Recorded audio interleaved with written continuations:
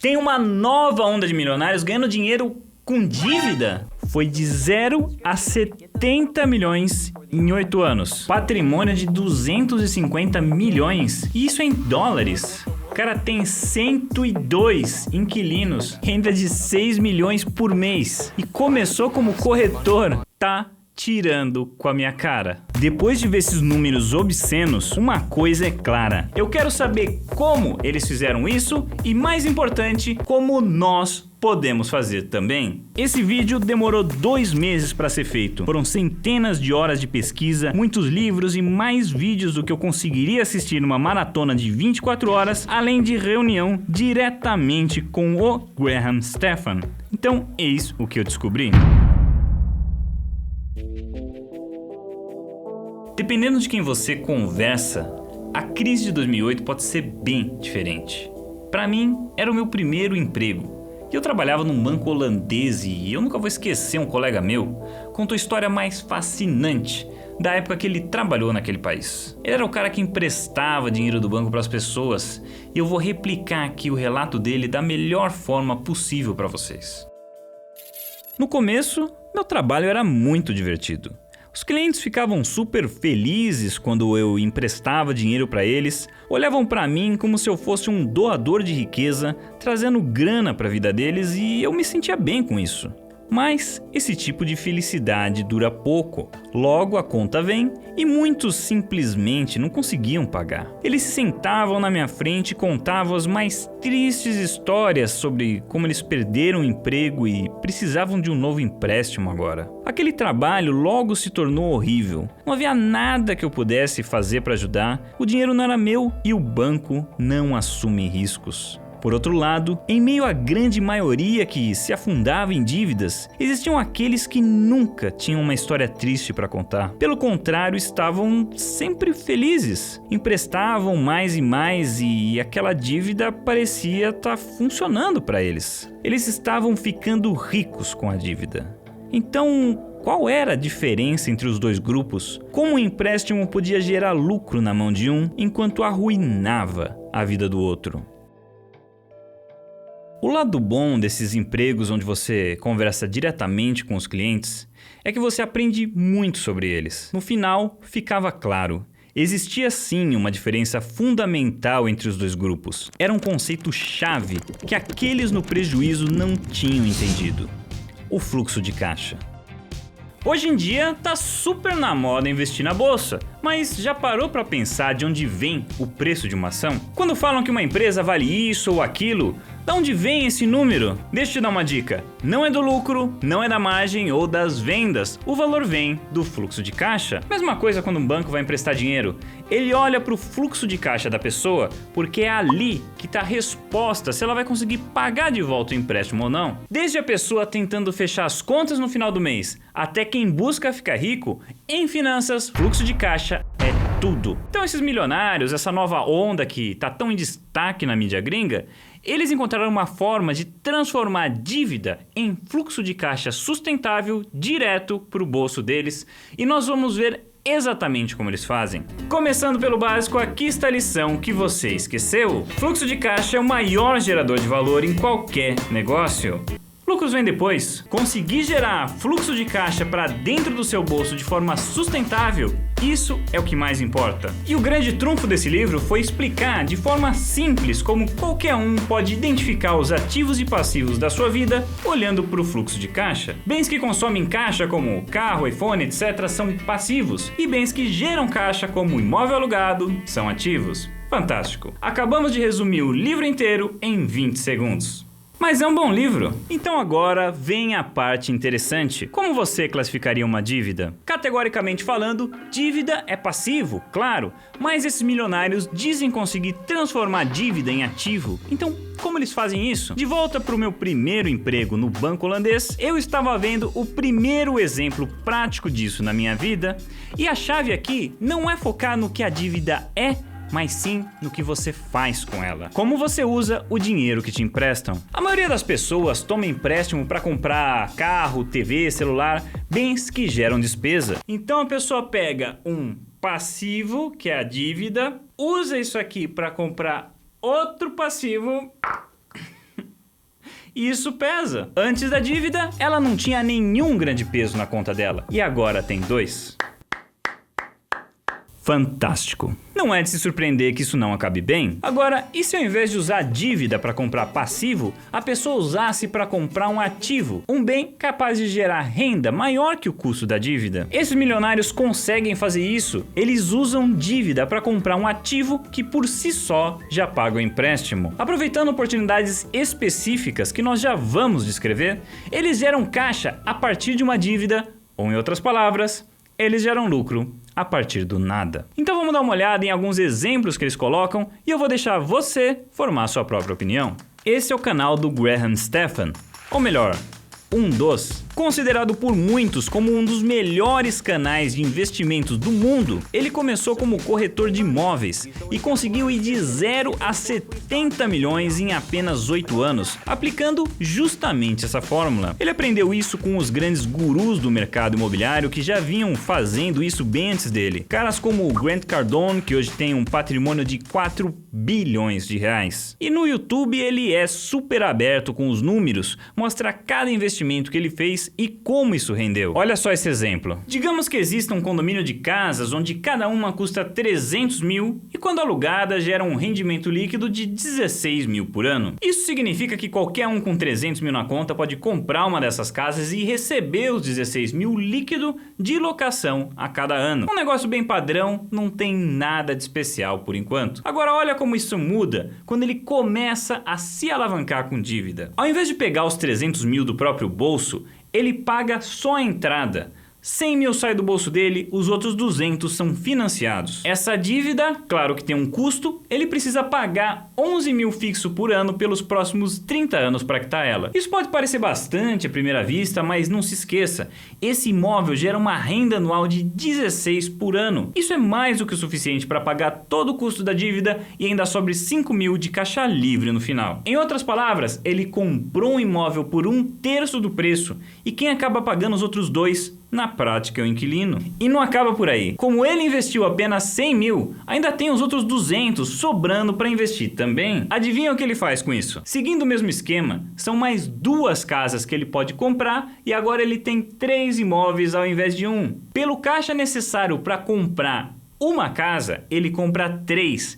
Então sempre que o mercado valorizar, digamos aí que suba a 10%, ao invés de ganhar 30 mil, ele ganha 90. Soma agora esses 90 com o rendimento da locação anual. Dá 105 mil de ganho. Já dá até para comprar uma 4ª casa e agora ele tem 1,3 milhões em ativos.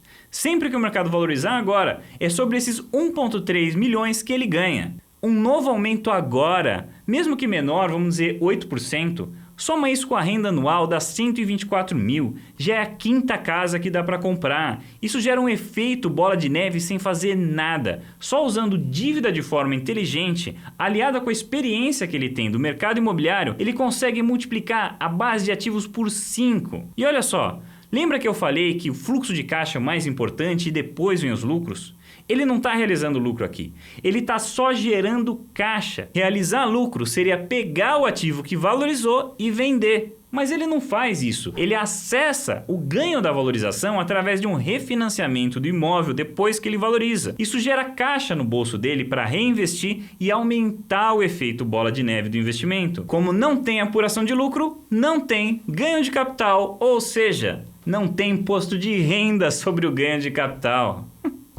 Gênio! Olhando assim, fica mais fácil de entender como esse cara foi de 0 a 70 milhões em tão pouco tempo. E o Graham não é o único. Kevin Paffrath juntou 84 milhões em ativos. Matt McKeever, 102 inquilinos. E se pegar os veteranos dessa estratégia, o Ben Mallah ou o Grant Cardone, aí os números vão pro bilhão.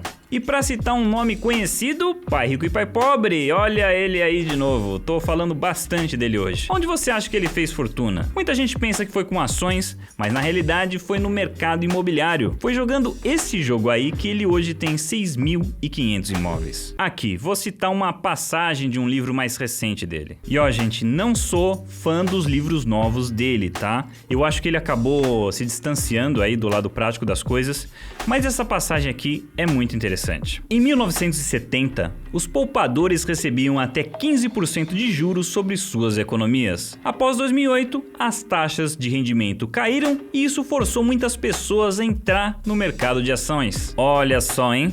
Alguma semelhança com o Brasil de hoje? Isso foi 12 anos atrás nos Estados Unidos.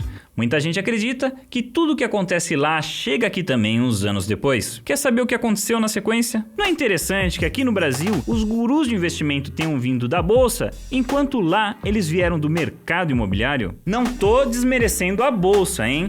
Eu invisto, os caras de lá investem em ações também, e eu não consigo pensar em um único motivo para não investir na bolsa, mas foi com imóveis que eles realmente fizeram fortuna. Eu acho isso muito interessante, porque eu participo de uma incorporadora, conheço os números do setor e ainda tô para conhecer uma única pessoa que tenha resultados tão impressionantes como desses caras aí. Aliás, imagino que a maioria vendo esse vídeo esteja vendo essa estratégia pela primeira vez, o que é muito interessante, porque lá fora isso já é tão difundido que quando você entra num site de imóveis, já tem lá o índice te mostrando se vale a pena alugar ou comprar financiado. Então claramente isso é uma estratégia válida, deu certo para muita gente, mas fica a pergunta, por que aqui a gente não ouve falar disso? O que se escuta muito no Brasil é justamente o oposto: banco dá dinheiro. Conceder empréstimo dá dinheiro e não tomar. Isso é porque existe uma peça-chave para que tudo isso funcione que ainda está começando a chegar no Brasil. Para que o seu império imobiliário não se transforme num castelo de cartas, é essencial que o ativo comprado renda mais que o custo da dívida.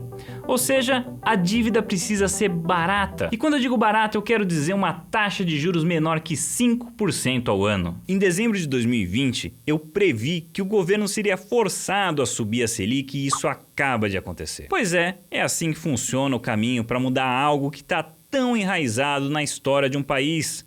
Não acontece da noite pro dia, mas saiba que em dezembro de 2020 eu vi crédito a 6,5%. Foi quando finalmente consegui vender minha cobertura de Riviera, aquela que foi tema de um dos primeiros vídeos desse canal. E o comprador, ele usou financiamento bancário a uma taxa de 6,5%. Praticamente metade do que era cobrado uns anos atrás. E para quem está preocupado com o que os Estados Unidos vai fazer, eu perguntei direto por Graham o que ele acha. Vou deixar a resposta inteira na descrição, mas de forma resumida, ele disse que em algum ponto eles vão ter que aumentar também, assim como nós tivemos, mas de forma alguma vão deixar de dar estímulos quando necessário. Então claro que não é do dia pra noite que se muda uma coisa como essa, mas entre subidas e descidas, existe sim uma tendência clara de queda no longo prazo. E nós podemos ser os primeiros a ganhar com crédito barato no Brasil quando a hora chegar. Só não pense em 5 como número mágico, porque no final das contas isso depende do quanto o imóvel que você está vendo realmente rende líquido de forma sustentável no longo prazo, e isso varia de ativo para ativo, além de poder mudar com o tempo também. Então é melhor pensar em 5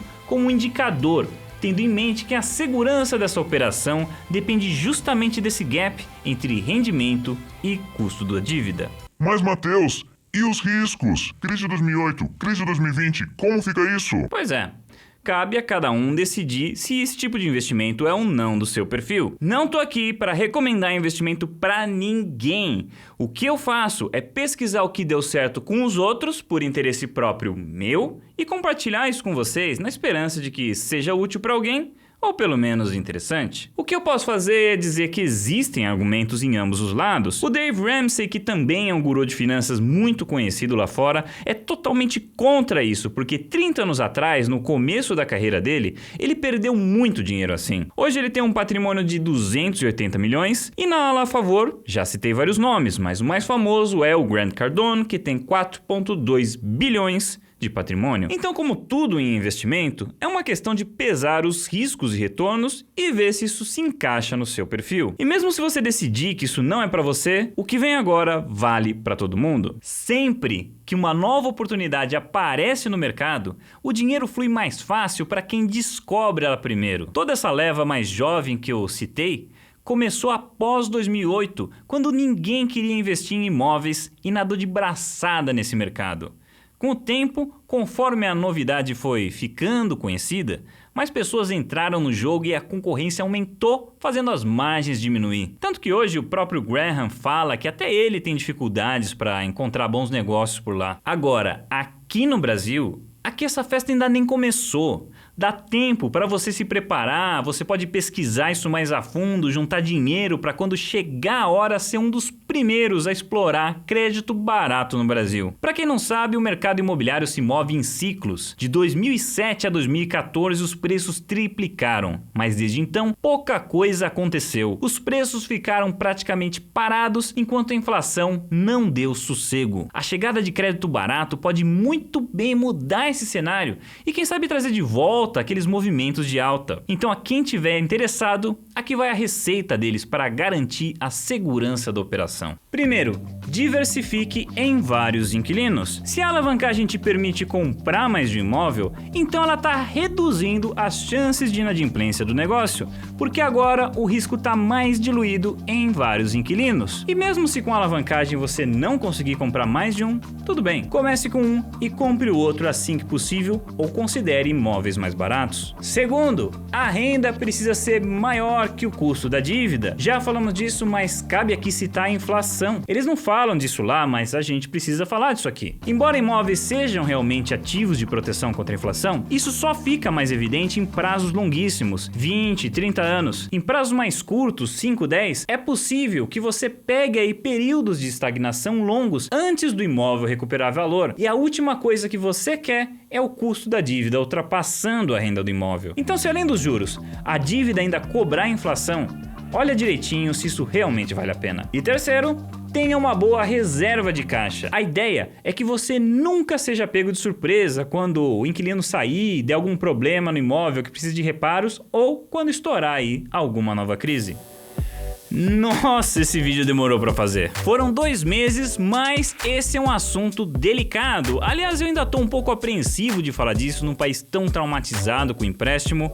A ideia de que pode existir uma dívida boa que te ajuda a enriquecer ainda é meio alien pra nós, então vocês me digam aí. Tô aqui pra falar o que vocês quiserem ouvir e trazer vídeos de assuntos que vocês achem interessante. Como esse canal é novo, eu tento trazer conteúdo diferente, mas com isso sempre vem um risco das pessoas não gostarem. Então fala aí nos comentários, por favor, se você gostou, se você quer saber mais ou se quiser outros assuntos também tá tudo bem. Vocês são os chefes e o meu objetivo é trazer conteúdo interessante para vocês.